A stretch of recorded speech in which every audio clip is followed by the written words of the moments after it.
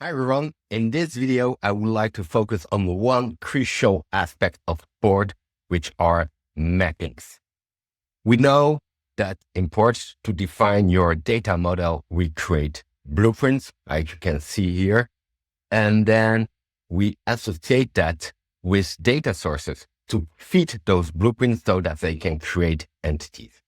But how does it work exactly? Let's dive into this. For this, I took a really simple example. And if you are just created a new port account, you should have this blueprint available if you picked GitHub as data source. Okay, so we can see repo is pretty simple. It has name, default branch, README, more or less stuff. Some relationship that we will check that later.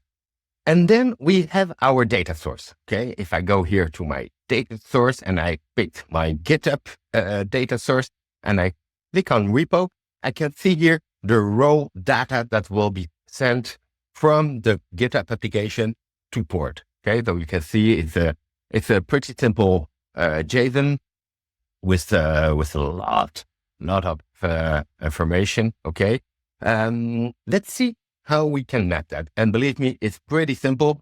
Just remember here, for instance, full name and name, okay? And you will understand why. Let me close that and let me go to the mapping part. Okay, I go here to the mapping part and let me dive into that.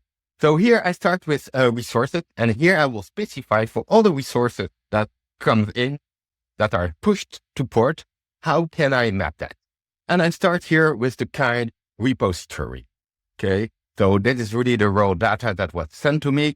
And for now, I don't use any selector. It's always true, so it will pick any repo. We could fine tune that, but for now we pick all the repos.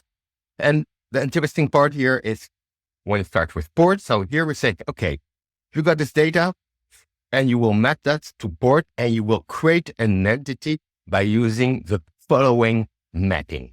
First of all, I need an identifier, like any entity in port. And for that, we will take the full name. Remember, I told you, remember the full name. So that's in the root body of my JSON.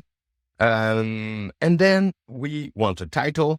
We will just pick the name and then we specify a blueprint. If my GitHub repository, the blueprint that I showed you in the beginning. And then we can start mapping the properties. And again, this one is pretty simple. A README. And look at this here. We can just say, hey, in this repo, pick the content of this file called readme.md. And that will be the value of my property README. For the URL, it will be HTML URL. And the default branch, we can just pick the default branch. Okay, that's it. Relationship, we will speak about that later. But just with that, we got enough information. So let's take a look. I'm going to map this repo here, daily clean from Sibi onboarding demo daily clean. It has a README, okay, with some information there. And my branch is the main branch. Okay, so close that.